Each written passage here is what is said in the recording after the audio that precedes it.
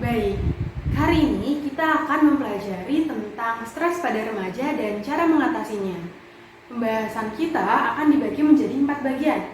Yang pertama adalah pengertian dari apa itu stres. Kemudian yang kedua adalah faktor-faktor penyebab stres pada remaja. Yang ketiga ada gejala atau ciri-ciri stres pada remaja.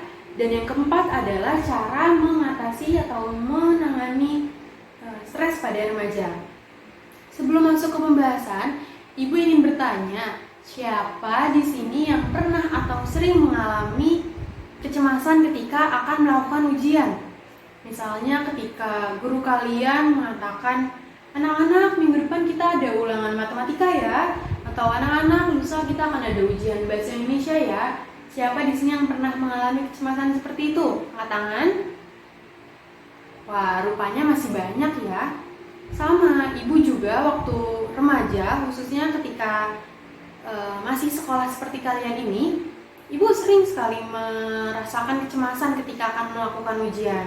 Yang Ibu pikirkan dulu, aduh gimana ya, saya takut nilai saya kecil, saya takut di ujian ini saya nggak lulus nih. Seperti itu, karena pada dasarnya setiap orang pasti mengalami stres. Namun, kondisi itu tidak bisa dibiarkan berlarut-larut agar stres tidak berlanjut dan menimbulkan gangguan pada kesehatan. Oke, lanjut. Kita masuk ke pembahasan yang pertama, yaitu tentang apa sih pengertian dari stres itu. Nah, dalam Kamus Besar Bahasa Indonesia, stres dibagi menjadi 2 pengertian. Yang pertama adalah gangguan atau kekacauan mental dan emosional. Kemudian yang kedua adalah tekanan. Maksudnya, secara teknik fisiologis, stres didefinisikan sebagai suatu respon penyesuaian terhadap situasi yang dipersepsinya menantang atau mengancam kesejahteraan orang yang bersangkutan. Jadi, stres merupakan suatu respon fisiologis ataupun perilaku terhadap hal-hal yang dikiranya mencekam dan menjadi gangguan keseimbangan seperti itu, baik internal maupun eksternal. Dalam pengertian ini, bisa kita perjelas bahwa stres bersifat subjektif, sesuai persepsi orang yang memandangnya seperti itu. Dengan perkataan lain, apa yang mencekam bagi seseorang belum tentu dipersepsikan mencekam bagi orang lain. Lalu bagaimana stres pada remaja? Nah, remaja yang identik dengan segala hal yang menyenangkan, sebab pada usia remaja itu nggak perlu mikirin tagihan, nggak perlu mikirin pekerjaan, dan sebagainya. Di usia remaja ini hanya menghabiskan sebagian besar waktunya untuk belajar dan bermain bersama teman-teman. Padahal, tidak menutup kemungkinan di usia remaja juga bisa mengalami yang namanya stres. Nah, periode remaja ini adalah periode transisi dari masa kanak-kanak ke masa dewasa awal. Tak jarang, masa remaja menjadi waktu yang sulit karena pengaruh dari berbagai hal. Salah satunya adalah remaja masih memiliki emosional yang labil, yang belum matang, sehingga mereka cenderung memberontak terhadap segala sesuatu hal yang tidak disukai dan mengalami gejolak emosi. Pada usia remaja, remaja ini cenderung lebih memperhatikan citra tubuhnya. Dia lebih rentan mengalami peristiwa yang penuh stres dan juga mengalami tekanan dalam penyesuaian diri terhadap berinteraksi sosial. Hinton pada tahun 1989 mengatakan bahwa masa remaja merupakan masa perubahan hormonal, perubahan tingkat dan pola hubungan sosial, sehingga remaja ini cenderung mempersepsikan orang tuanya dengan cara yang berbeda seperti itu. Selain itu, pada masa remaja jarang ada yang berlangsung dengan lancar. Banyak masalah yang terjadi dan bisa memicu stres pada remaja sehingga menyebabkan depresi. Nah, remaja-remaja yang mengalami depresi ini akan menjadi pribadi yang apatis dan menyalahkan dirinya sendiri sehingga semakin sulit untuk meminta pertolongan dari orang lain seperti itu. Pembahasan yang kedua yaitu tentang penyebab atau faktor-faktor yang menjadi atau pemicu stres pada remaja. Nah, berbagai hal yang sering membuat remaja mengalami stres adalah tentang kehidupan sosial mereka. Dimulai dari lingkungan yang paling awal, yaitu lingkungan keluarga, kemudian lingkungan pertemanan, bisa juga percintaan yang di usia-usia kalian seperti ini, ataupun tentang persoalan akademis di sekolah. Tekanan-tekanan tersebut bisa menjadi penyebab stres pada remaja dalam tingkat ringan. Namun jika dibiarkan secara terus-menerus, secara berangsur-angsur, dan dilakukan dalam waktu yang lama, itu bisa menyebabkan depresi seperti itu. Kemudian faktor atau penyebab stres pada remaja yang berikutnya ini adalah tentang fisiologis.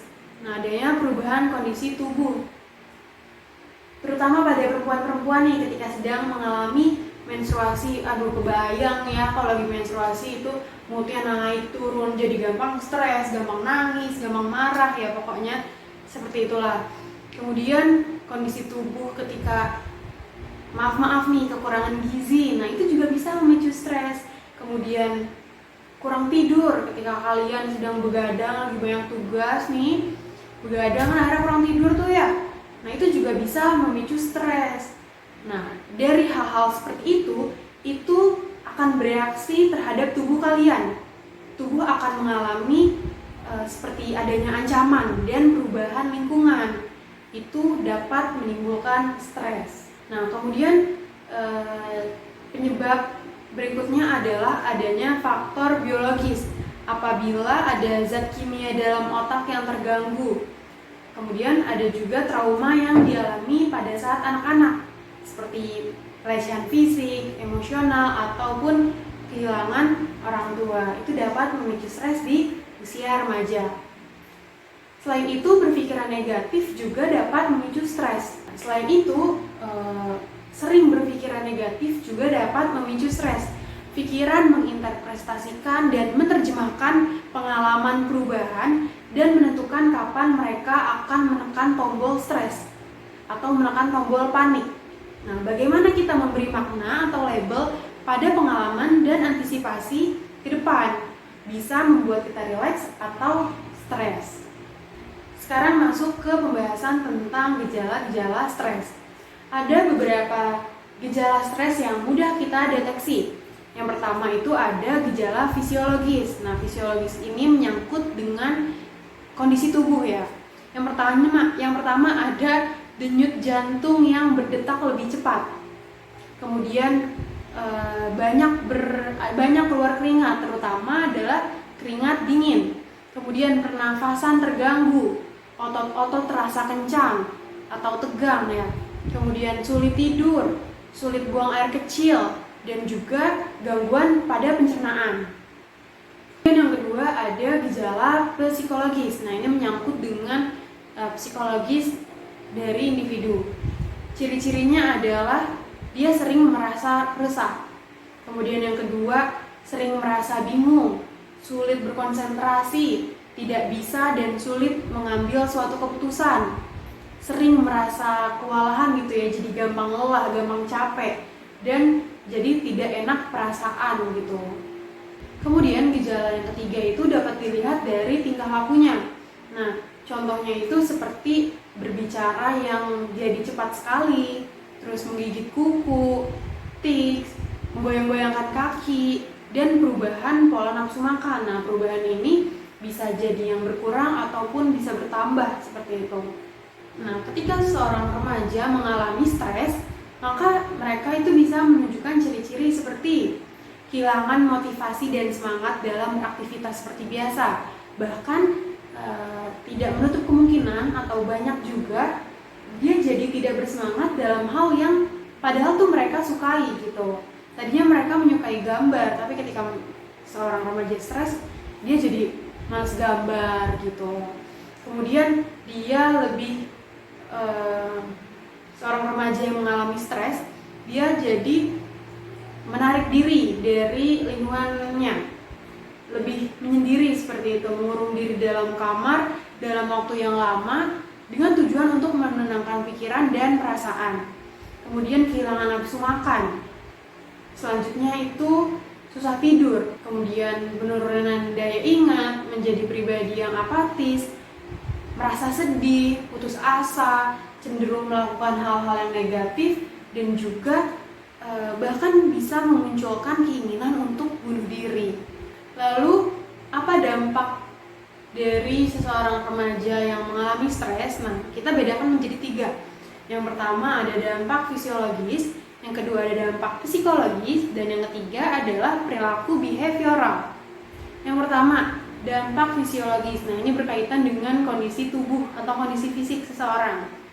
Orang yang mengalami stres atau remaja yang mengalami stres, ia cenderung jadi gampang mudah terserang penyakit, gampang masuk angin. Nah, kemudian yang kedua, dia mudah sekali mengalami kram otot, ya, ototnya jadi pada tegang.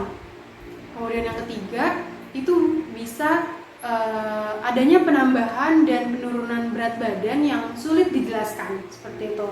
Bahkan untuk sebagian orang atau beberapa orang, stres ini bisa memicu penyakit-penyakit yang serius seperti hipertensi, ya.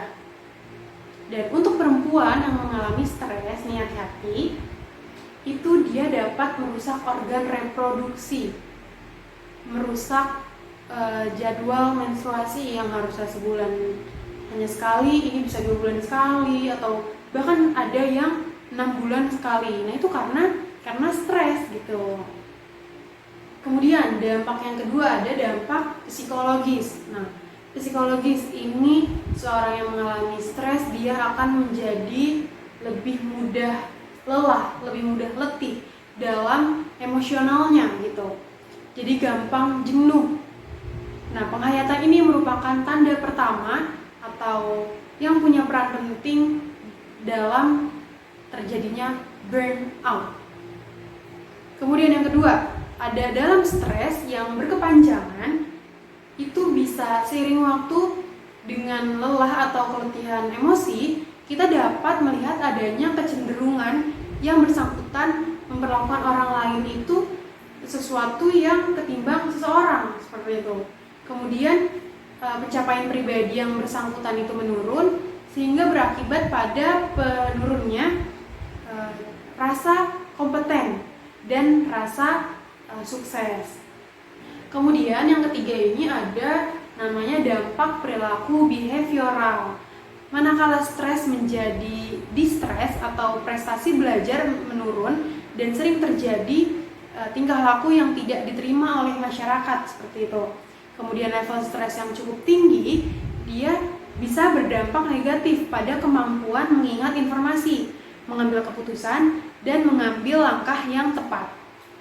Kemudian untuk mahasiswa yang over stressed gitu, stres berat, seringkali banyak membolos dan tidak aktif mengikuti kegiatan pembelajaran. Nah, untuk pembahasan yang terakhir yaitu mengenai bagaimana sih cara menangani stres. Nah, sebelum membahas cara menangani stres, kita ada dulu yang namanya strategi pencegahan.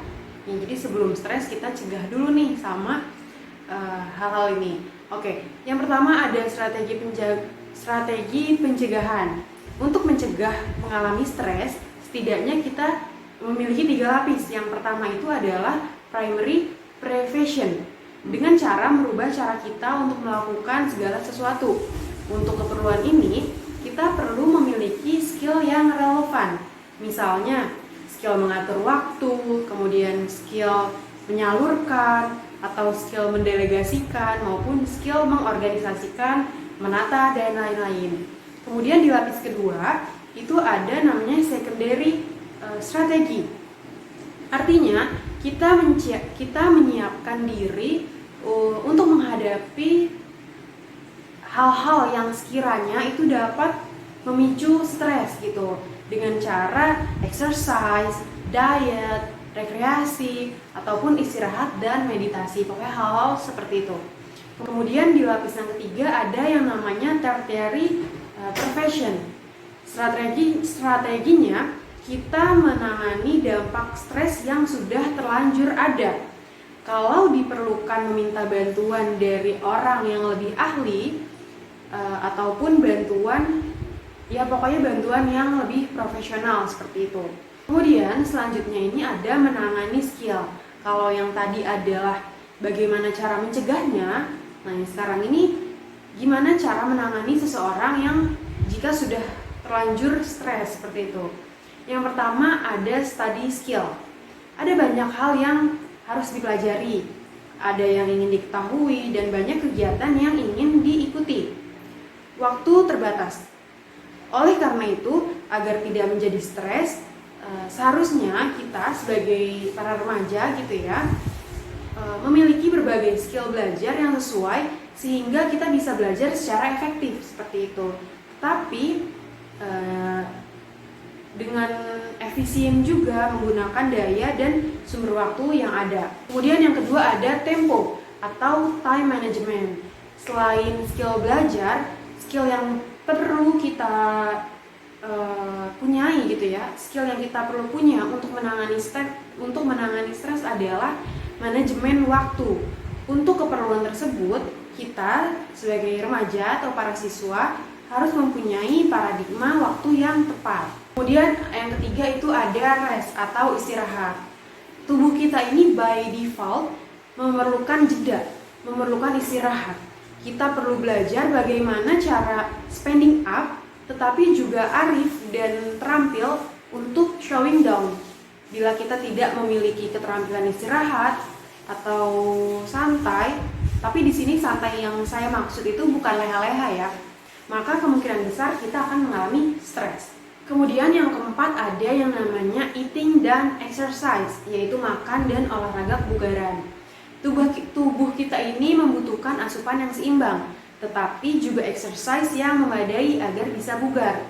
Seperti misalnya kita mempunyai barang baru gitu ya, mempunyai suatu peralatan baru, maka kita terlebih dahulu membaca buku panduannya, buku panduan manual yang disediakan oleh pabrik yang menciptakan alat tersebut. Oleh karena itu, kita sebetulnya juga perlu untuk mencermati asupan apa aja sih yang asupan apa aja yang dibutuhkan oleh tubuh kita seperti itu, menurut manual dari sang penciptanya.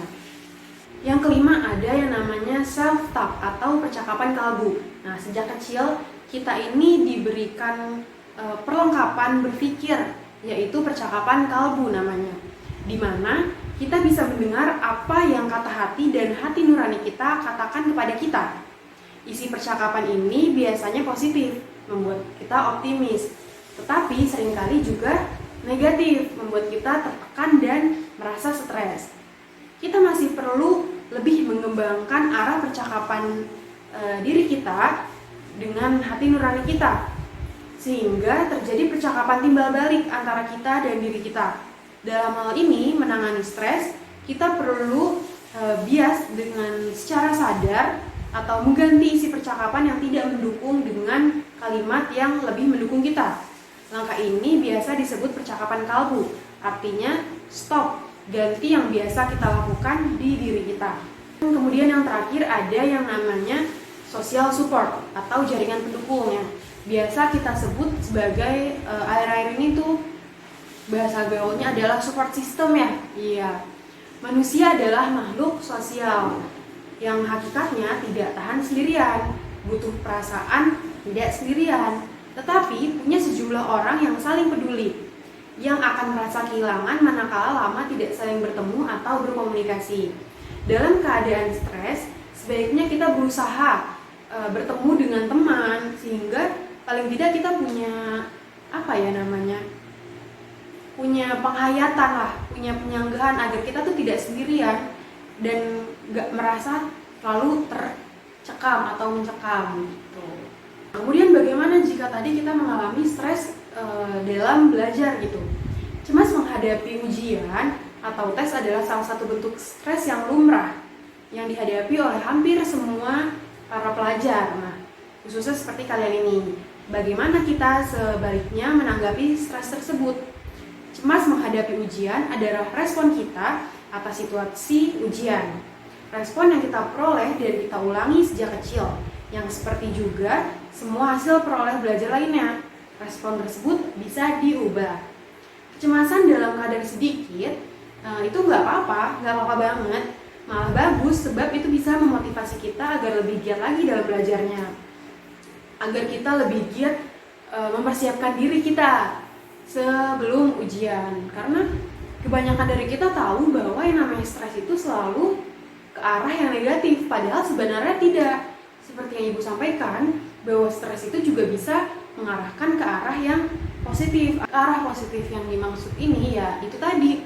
Jadi kita punya motivasi yang lebih untuk mengerjakan sesuatu sebelum tenggat waktunya, sebelum tenggat waktu yang sudah disediakan gitu ya. Jadi misalnya tugasnya tuh dikumpulin 2 hari kemudian gitu ya. Kita stres nih, jadi kita pengen ngerjain cepet-cepet aja rasanya biar tugas itu cepat selesai. Nah, itu sisi positifnya. Tapi demikian, kalau kecemasan tersebut sudah berlebih, bisa menjadi yang namanya distress. Justru akan membuat prestasi kita terganggu sebab kita tidak bisa berpikir dengan jernih gitu. Lebih parah lagi apabila kecemasan kita ini dipergunakan sebagai alasan excuse. Maka hal ini akan merusak kepribadian kita. Jadi bagaimana cara untuk mengatasi kecemasan sebelum ujian? Nah, yang pertama, kita bisa membiasakan diri kita dengan situasi ujian. Contohnya, kenali ruang di mana kita akan ujian. Yang kedua, belajar yang memadai dan banyak berlatih tipe-tipe soal ujian gitu. Ada yang open end, multiple choice maksudnya ya, ataupun esai. Pokoknya yang ujian yang akan dihadapi. Kemudian yang ketiga, kita bisa latih berprestasi dalam waktu terbatas seperti di ujian. Cara yang kedua yaitu mengendalikan emosi, pikiran, dan tindakan. Kita bisa menghindari kecenderungan meragukan diri atau percakapan kalbu yang negatif seperti yang tadi Ibu sudah sampaikan. Apabila kita menang, ragu, kurang menguasai bahan, tidak ada cara lain, cobalah untuk belajar. Kuasai cara memadai. Selanjutnya, apabila ada percakapan pikiran yang negatif, lakukan teknik stop ganti. Nah, gitu. Maksudnya metode stop ganti ini adalah kita merasakan kecemasan karena kita dihantui oleh pikiran yang negatif tentang kesulitan, tentang hambatan, atau ketidakmampuan kita, ketidakberdayaan kita dalam ujian nanti. Nah, bisa saja yang kita bayangkan pikiran negatif itu seperti, wah, saya pernah berbeda pendapat dengan guru itu. Jangan-jangan dia masih sentimen ke saya dan sebagainya. Pikiran negatif itu memberikan rangsangan kepada amigdala yang akan memicu endorfin, menimbulkan enzim kortisol yang mengakibatkan rasa resah pada diri kita, yang itu menyebabkan stres. Nah, selanjutnya rasa cemas ini akan meneguhkan bahkan menambah asosiasi pikiran negatif yang kembali dan dirasakan lebih resah lagi dan lebih cemas lagi. Jadi strateginya adalah menghentikan pikiran negatif tersebut. Kemudian yang kedua yaitu ramah dan beri diri kita dukungan moral. Yang ketiga itu berpikir realistis. Ujian ini hanya merupakan salah satu evaluasi gitu, bukan segala-galanya. Kemudian yang terakhir itu ada berdamai dengan diri sendiri. Hadapi yang terburuk. Lulus tidak lulus, hadapi. Bukan akhir dari segalanya. Bukan kiamat begitu. Kemudian selain persiapan belajar, kita juga membutuhkan persiapan fisik. Nah, misalnya kita makan ya, asupan nutrisi yang sesuai dengan situasi ujian, tidak terlalu kenyang, bergizi, tetapi seimbang. Kemudian cukup istirahat. Nah, tidurnya tuh kita berapa sih minimal tidur manusia normal di usia kita ini? 8 jam ya, betul. Kita harus istirahat yang cukup. Kemudian untuk menghadapi cemas saat ujian, kita juga perlu menguasai relaksasi diri. Misalnya tarik nafas secara dalam-dalam, kemudian dihembuskan. Nah, itu akan membuat respon ya dalam diri kita itu jadi rileks, jadi tenang, jadi nggak cemas, nggak panik, jadi nggak kebawa stres. Kemudian kita juga bisa bermeditasi atau berdoa dengan upaya spiritual lainnya. Jadi itu dia pengertian, kemudian ada ciri-ciri, ada gejala, cara menangani dan cara pencegahan dari stres pada masa remaja. Intinya, Jangan biarkan stres kalian itu berlarut-larut dan bertambah parah hingga menyebabkan gangguan kesehatan. Bila berbagai cara mengatasi stres yang sudah Ibu sebutkan tadi tidak berhasil dan membawa teman-teman semua keluar dari stres, maka jangan ragu untuk berkonsultasi dengan guru BK kalian di sekolah. Di sini ada saya sebagai guru BK kalian. Ketika kalian memang butuh bantuan, kalian boleh datang ke saya seperti itu. Jadi cukup penjelasan dari Ibu pada kali ini. Jika ada yang ingin tanyakan, silakan disampaikan. Tapi Ibu tutup dulu. Wabillahi taufiq wal hidayah. Wassalamualaikum warahmatullahi wabarakatuh. Selamat siang semua.